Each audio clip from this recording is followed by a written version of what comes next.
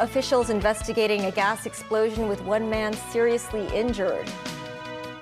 And investigation of U.S. Federal Reserve Chairman sparks bipartisan backlash.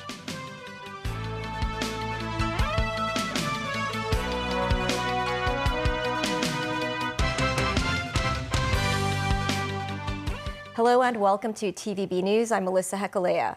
A man fell from his first-floor residential unit last night following a gas explosion. Sources say the victim changed a gas cylinder himself and then smoked just before the explosion. Samantha Lee tells us more. The aftermath of the blast, the unit remained chaotic. Scorched items seen everywhere. The mattress and pillow took a hit, while all the window frames were broken and fell. The explosion took place in a subdivided unit at a tenement building in Tokwa 1. The flat owner came to the scene this afternoon. Ms. Wong said the tenant has lived here for 6 to 7 years. She said liquefied petroleum gas, or LPG, is not allowed in the subdivided units, where tenants can only use electric stoves. This neighbor, who has lived here for nearly 3 decades, said she heard a loud bang, while the premises shook at the moment of the explosion, so she called the police immediately. The 42-year-old male victim is now in a critical condition at the Queen Elizabeth Hospital. It is understood that he bought a new LPG stove recently and changed the gas cylinder by himself last night. While the incident is still under investigation, preliminary findings indicate that he smoked near the windows before the blast. A mechanical engineer, Charles Chan, pointed out that it is illegal to disconnect or fix a gas appliance without the help of a registered technician. He explained LPG leakage can lead to an explosion in just a few seconds because the gas is denser than air, making it heavier and easier to accumulate indoors. Samantha Lee, TVB News. The government is planning to set up bollards outside Sogo Department Store and on Patterson Street in order to prevent vehicles from deliberately ramming into crowds. The work is expected to begin as early as the third quarter of this year, with the completion time in the fourth quarter. Discussion papers for the Wan Chai District Council showed the police force, the Highways Department, and the Transport Department are planning to install bollards in Causeway Bay. The estimated cost is around $5 million. The bollards will be installed at the crossing in front of the Sogo Department Store and at Patterson Street. Authorities explain that the pedestrian traffic in those two areas are often at a very high level, so the measure is urgent and necessary. The Foreign Ministry has warned the U.S. against slapping extra tariffs on countries that do business with Iran. U.S. President Donald Trump said in a social media post that any country doing business with Iran, which includes China and Russia among others, would face a 25% tariff on trade. Foreign Ministry spokesperson Mao Ning said today that China's position on the issue of tariffs is crystal clear. There is no winner in a tariff war, and China will firmly safeguard its legitimate and lawful rights and interests. The U.S. has threatened to take military action against Iran if they hear that security forces target civilian protesters. The spokesperson said China hopes for and supports Iran in maintaining national stability. We have consistently opposed interference in other countries' internal affairs and opposed the use or threat of force in international relations, said Mao.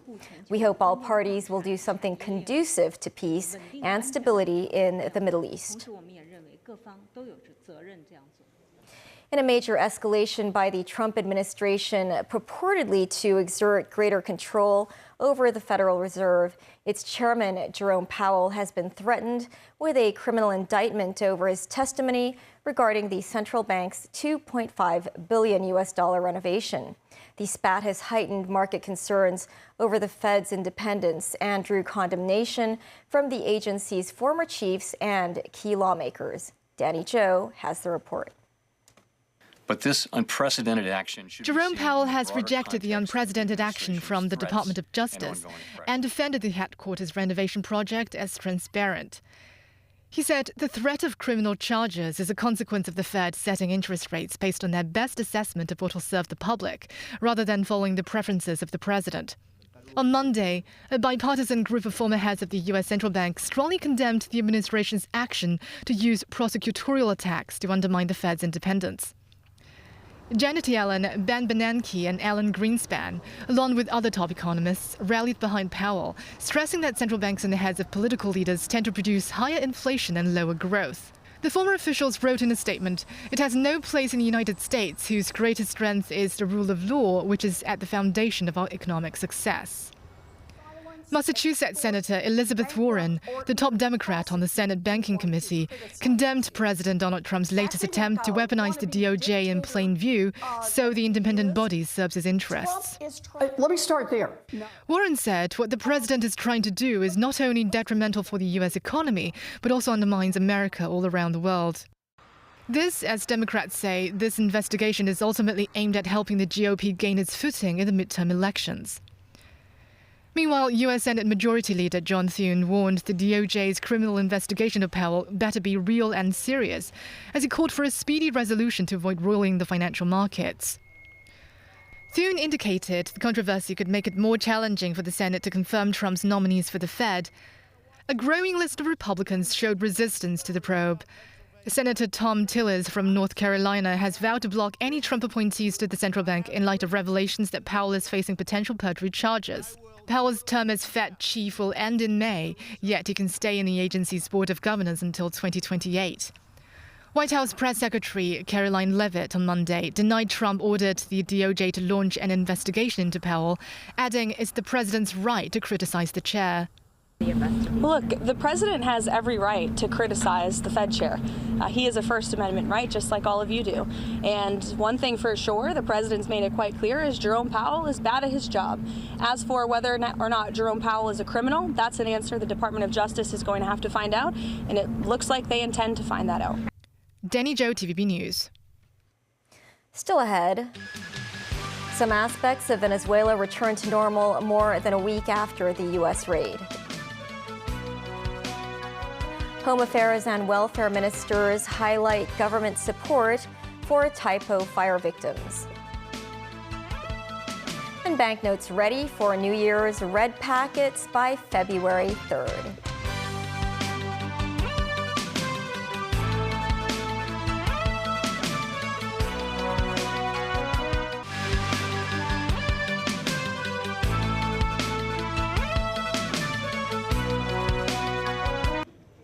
Cuba's president says he's not negotiating with the U.S. a day after Donald Trump said the Caribbean nation should make a deal before it is too late. Nazvi Karim reports. Pushback from Cuba to Donald Trump's threat that Havana needs to negotiate a deal or face consequences. The government in Cuba responding and rejecting talks. President Miguel Diaz-Canel saying Cuba wants serious and responsible dialogue. Not speaking on camera, but like Trump, taking to social media, posting relations between the two countries must be based on international law and not hostility. There are no talks current between Cuba and the U.S., apart from technical issues regarding migration. The mood music is tense. These musicians are smiling, but there's unease in the capital. Diaz-Canel said people will defend the country to the last blood, and these Cubans appear to agree. People in Cuba talk about the government, but if push comes to shove, 9 million would be on the streets to defend what little we have, said this bar owner. Housewife Mei Lin is wary. I think Trump is joking. I don't think he'll invade Cuba. But look what he's doing in his own country. He could try and cause a distraction. We do need to be prepared. There were queues at the petrol pumps amid fears fuel could run out if Trump is able to stem the flow of oil. Venezuela is a long-standing ally of Havana and has been sending around 35,000 barrels of oil to Cuba daily. With Nicolas Maduro removed in a U.S. military option that killed 32 Cuban security officers and tankers seized by Trump's troops, it is stoking fears on the island that the tankers will stop docking. Nazvi Karim, TVB News. Foreign Minister Wang Yi met with his Sri Lankan counterpart Vijitha Herath during a brief stopover while on his way back from Africa. During the meeting, he said the two sides can strengthen regional cooperation oriented towards South Asia and work together to promote a more just and equitable global governance system. Wang said China has extended a helping hand to the South Asian country at the earliest opportunity to cope with a recent devastating cyclone. He reaffirmed readiness to enhance exchanges of governance experience with Sri Lanka while facilitating people-to-people exchanges.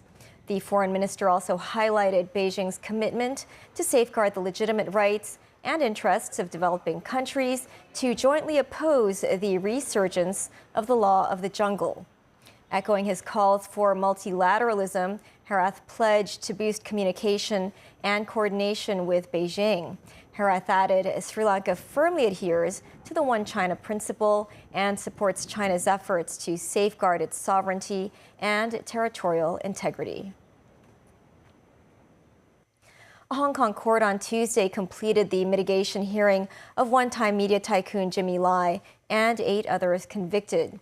The hearing was originally scheduled for 4 days. The court in December convicted Lai of 2 counts of conspiring with others to collude with foreign forces and conspiracy to publish seditious articles.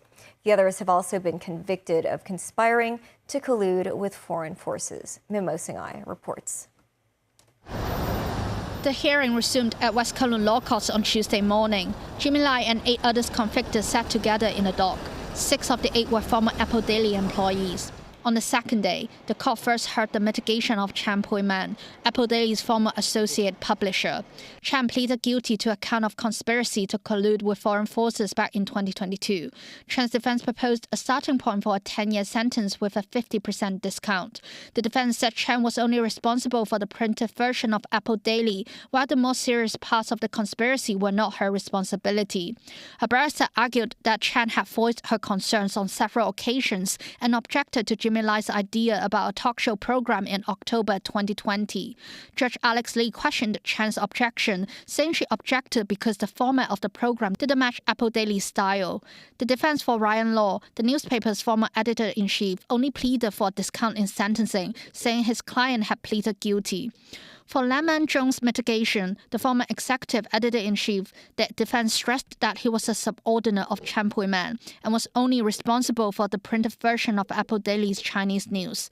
The barrister described Lam's involvement as a conspiracy agreement by conduct, and he was dragged into this deep, muddy water as an employee.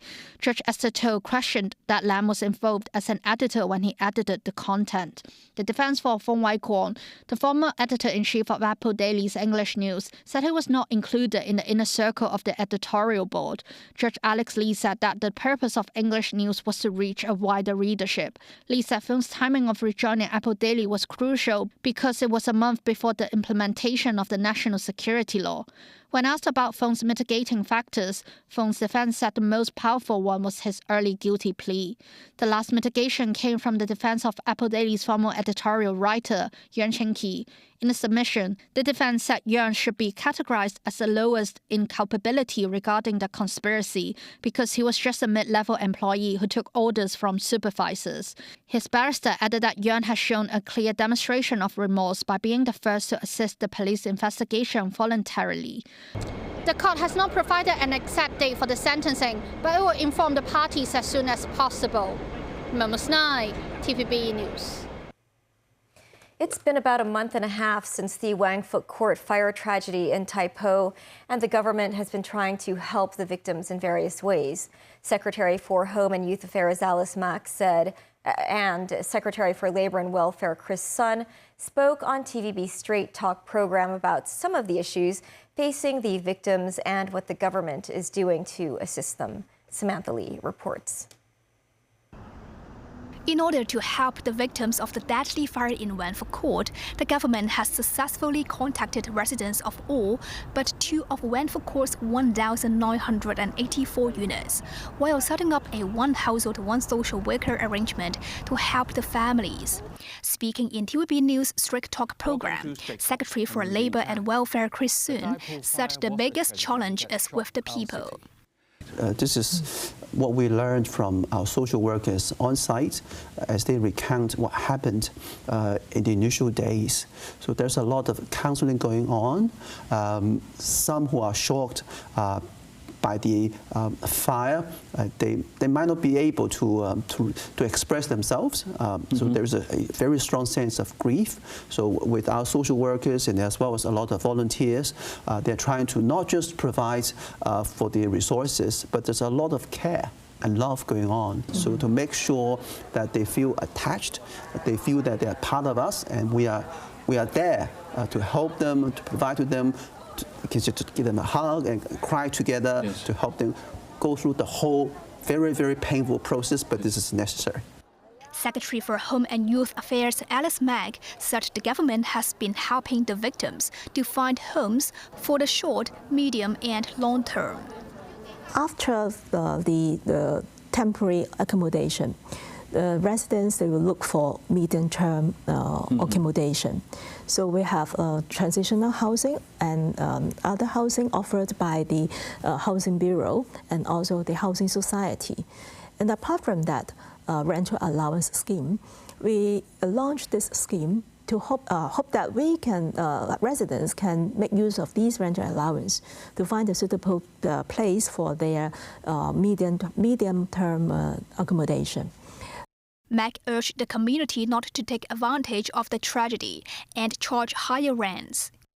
We heard from the residents that after the introducing of the rental allowance, when they try to rent a place in Tai Po, they find the rental level is increasing.